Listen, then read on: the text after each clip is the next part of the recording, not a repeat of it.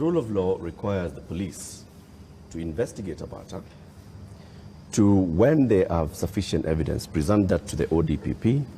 The Director of Public Prosecutions takes people who are culpable to court. That's the journey in the rule of law, Mr. President. In the case of 39 people who have been abducted, and the abduction here, we're using it deliberately because of the manner in which the people have been arrested, like we've seen in the case of Alfred Keter. Others who've been picked up from their houses in the middle of the night, and they are held incommunicado for more than 24 hours outside of what the rule of law says. And then they are not taken to court, so they are not charged with anything. That is outside of the rule of law. So in one instance here, we are saying we are not following the rule of law. In the second instance, Mr. President, you have people who were unarmed, like in the case of Rex, who was shot in the middle of the night, unarmed, who have been shot by police and they've ended up dead. 24 of them. You say 19. That again is extrajudicial because there is no justification that has been produced to show that there was justification for the police to use the excessive force. So basically we are showing examples where the rule of law, which you promised to uphold, which you also set and said, this is what the police has been doing. And you said, Mr. President, as you took office, that the problems with the police service also are going to the top, the leadership of the police service. And you promised the people of Kenya that you're going to hold the police to account outside of the rule of law and accountability, which comes to your desk. Are you holding the police accountable for 39 people abducted, for 24 people killed, for 627 people arrested and not charged, for 431 people injured by live bullets, rubber bullets, tear gas canisters, police batons? Latif, as I have told you, we must operate within the parameters of the rule of law. And I agree with you. The police must never act outside the framework of the rule of law. They must do that which only the Constitution and the law allows them to do. And it is very clear that any operation of the police outside the parameters of the law, the police will be held to account. Whether it is holding citizens beyond the stipulated time, but I must be thoroughly clear to you.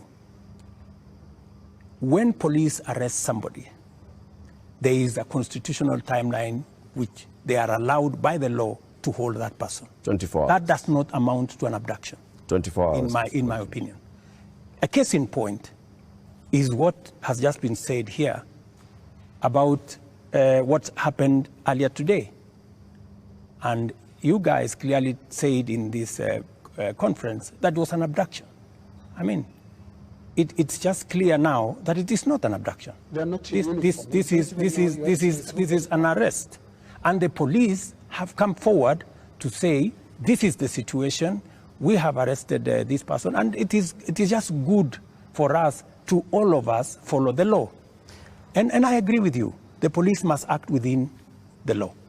But let me ask you one question also, Latif.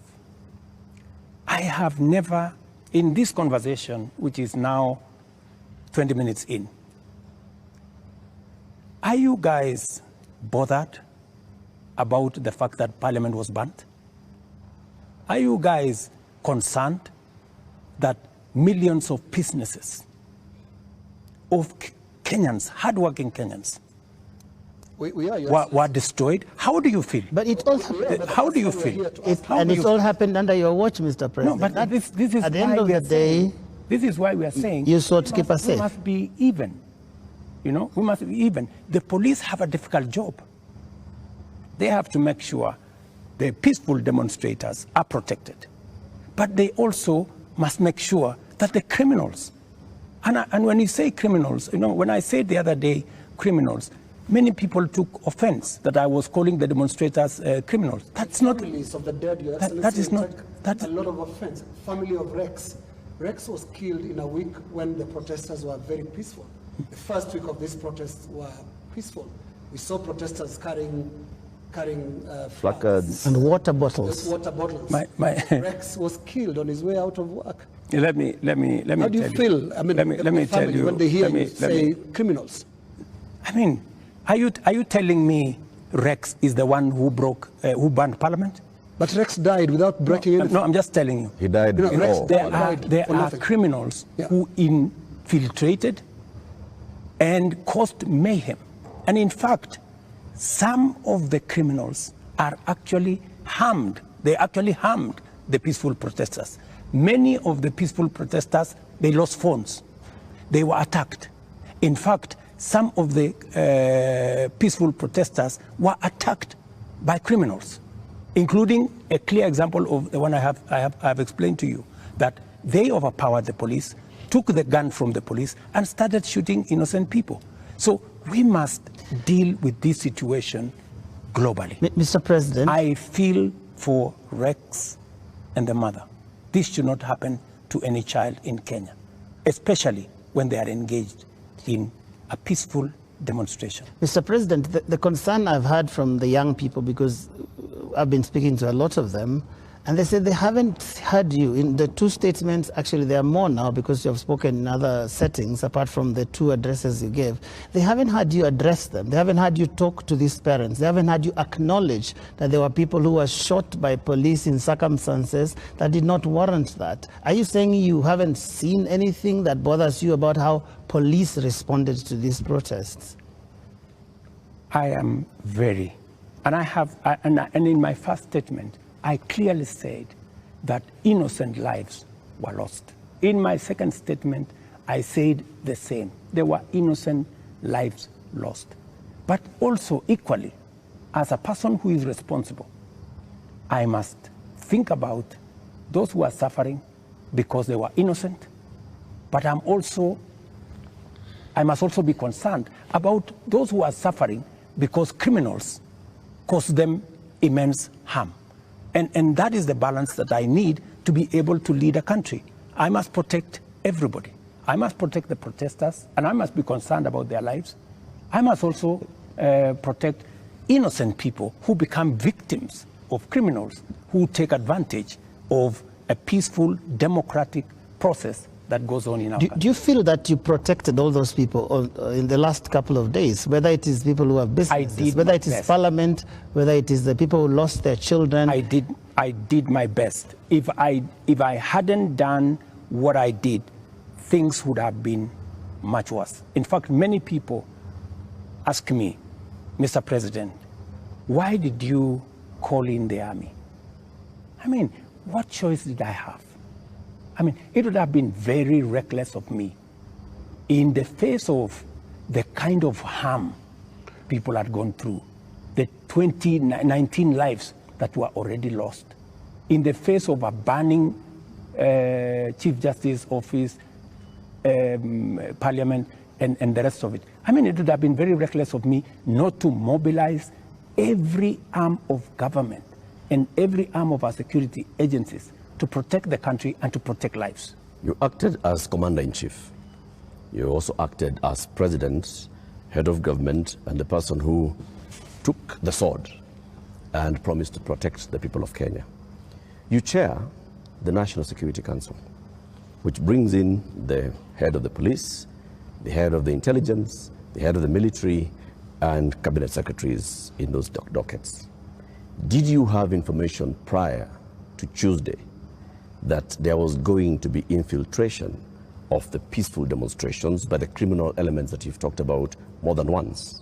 And if you did, what did you do about it? We had information, and that is why we prepared in the manner in which we did. If we hadn't prepared in the manner in which we did, we would not be counting 19. We would be counting different numbers.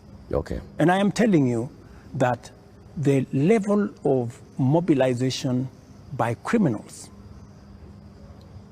was heavy. In fact, many of the peaceful protesters, many of the young people, very well-meaning young people, left the town by 10, maybe 11, because they realized, and in fact you could hear them in their zelo.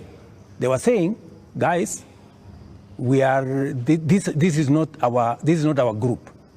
Let us go. Let us leave. You could hear them. It was in public domain that the peaceful demonstrators all of a sudden realized that the whole thing had metamorphosed into criminality. So there are criminal elements that basically hijacked. So Tuesday, Wednesday, Thursday, Friday, Saturday, it is Sunday. Mr. President, how many people are in custody on account of this? Those who you said they conducted treasonous activities, there were criminal elements. You will see them in court tomorrow. How many people are in custody? You will see them in court tomorrow. The police know what I have a ballpark brief by the police that they have enough people. They have actually, because in Kenya nowadays, you cannot commit crime and get away with it. Those who attacked Parliament are on CCTV. Those who attacked the judiciary are on CCTV. Those who attacked everywhere, those who destroyed people's shops are on CCTV. Many of them are on the run, but we will catch them. Similarly, Your Excellency. Are the funders similarly, Your Excellency. In similarly. To your question, so the police are at it, because if we don't deal with impunity, we will not have a country.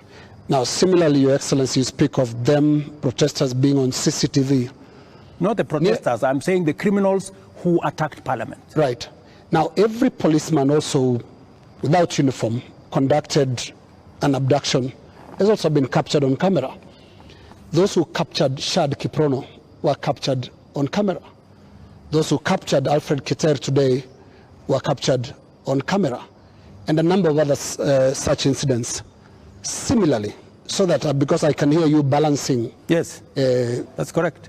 Yes, are we going to see action against the killer cops, or were they doing what you are saying? Mkuu wa chuo cha Kilimanjaro Institute of Technology and Management kilichopo Mwenge jijini Dar es Salaam na chenye thibati na usajili wa NACVET number REG/ANE/029 anapenda kutangazia nafasi za masomo kwa ngazi ya diploma na certificate katika kozi za IT, Business Administration, Accountancy, Procurement and Supply, Front Office na Hotel Management. Chuo kimebobea katika ufundishaji kwa njia ya vitendo na kimeweza kutoa wanafunzi wenye weledi, wengi wameajiriwa ama kujiajiri, na kwa wale ambao wameamua kuendelea na degree wameweza kujiunga na vyuo vikuu bora hapa nchini na nje ya nchi. Pia kuna ofa ya kozi fupi za computer application, graphics and design, video production pamoja na CCTV camera. Kwa maelezo zaidi piga simu namba 0717816034 au 0766348652. KITM, elimu na ujuzi kwa maendeleo ya uchumi.